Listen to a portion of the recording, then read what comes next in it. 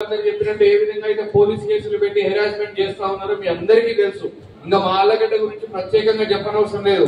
కోళ్ల దిబ్బల మీద వేసే కోళ్ల దగ్గర నుంచి రోడ్ల మీద తిరిగే బస్సుల వరకు ప్రతి దానికి ట్యాక్స్ కట్టాల్సిందే. అక్కాబావ ట్యాక్స్ కొత్తగా పెట్టారు, ఈ ట్యాక్సులు కట్టాల్సిందే.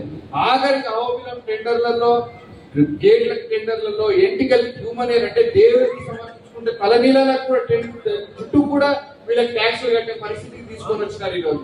ఇటువంటి పరిస్థితి ఎప్పుడు కూడా నేను ఇక్కడ ఉన్న వాళ్ళకి అందరికంటే ఎంతో జూనియర్ని, ఎంతో మంది రాజకీయ నాయకులు, తాలూకా స్థాయి, మండల స్థాయి నాయకులు, ఎంతో మంది సీనియర్లు ఉన్నారు. వాళ్ళందరూ కూడా చెప్తా ఉంటారు, అన్న ఇప్పటివరకు ఇటువంటి పరిస్థితులు మేము ఎప్పుడు కూడా చూడలేదన్నా.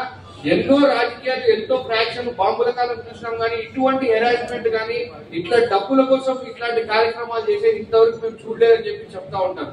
ఆఖరికి ఒక టెండర్ వస్తే ఆ టెండర్ ఆ ఊర్లో వస్తుంది అని చెప్పి తెలిస్తే ఆ ఊర్లో వైసీపీ వాళ్ళు ఎక్కడ పోటీకి వస్తారని వాళ్ళ మీద తప్పుడు కేసులు పెట్టి వాళ్ళ ఊర్లో లేకుండా చేసే టెండర్లు మేము పాడుకునే పరిస్థితి అని చెప్పి ఈరోజు అట్లాంటి పరిస్థితులు వచ్చాయి. ఖచ్చితంగా దీని మనకేం కొత్త కాదు, దీనికి రెట్టింపుగా ఉంటుంది మనం చెప్పే సమాధానం మాత్రము. ఖచ్చితంగా గట్టిగా సమాధానం చెప్తాము. రేపు మన ప్రభుత్వం వచ్చిన తర్వాత ఎవ్వరూ అధైర్యపడని అవసరం లేదు.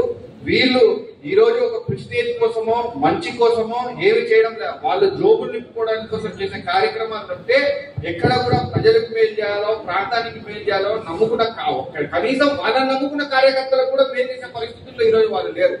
ఈ రోజు ఆ పరిస్థితుల్లో ఉన్నారు వాళ్ళు. కాబట్టి ఖచ్చితంగా మనం దీని మీద పెద్ద ఎత్తున పోరాడాలా. అన్న చెప్పినట్టు 3 నిమిషాలే టైం చెప్పినారు, టైం అయితా ఉంది.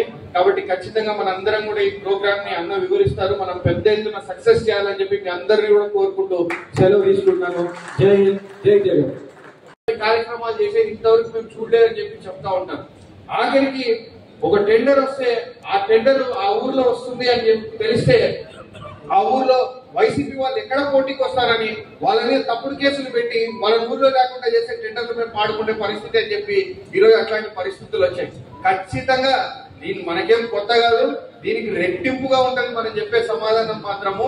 ఖచ్చితంగా గట్టిగా సమాధానం చెప్తాము. రేపు మన ప్రభుత్వం వచ్చిన తర్వాత ఎవ్వరూ అధైర్యపడని అవసరం లేదు. వీళ్ళు ఈ రోజు ఒక ప్రెస్టీజ్ కోసమో మంచి కోసమో ఏమి చేయడం లేదు. వాళ్ళు జోబులు నింపుకోవడానికి కోసం చేసే కార్యక్రమాలు తప్పితే ఎక్కడ కూడా ప్రజలకు మేలు చేయాలో, ప్రాంతానికి మేలు చేయాలో నమ్ముకున్న కనీసం వాళ్ళని నమ్ముకున్న కార్యకర్తలకు కూడా మేలు చేసే పరిస్థితుల్లో ఈ రోజు వాళ్ళు లేరు. ఈ రోజు ఆ పరిస్థితుల్లో ఉన్నారు వాళ్ళు. కాబట్టి ఖచ్చితంగా మనం దీని మీద పెద్ద ఎత్తున పోరాడాలా. అన్న చెప్పినట్టు 3 నిమిషాలే టైం చెప్పినారు, టైం అయితా ఉంది. కాబట్టి ఖచ్చితంగా మన అందరం కూడా ఈ ప్రోగ్రామ్ ని అన్న వివరిస్తారు. మనం పెద్ద ఎత్తున సక్సెస్ చేయాలని చెప్పి మీ అందరినీ కూడా కోరుకుంటూ సెలవు తీసుకుంటున్నాను. జై హింద్, జై జగన్.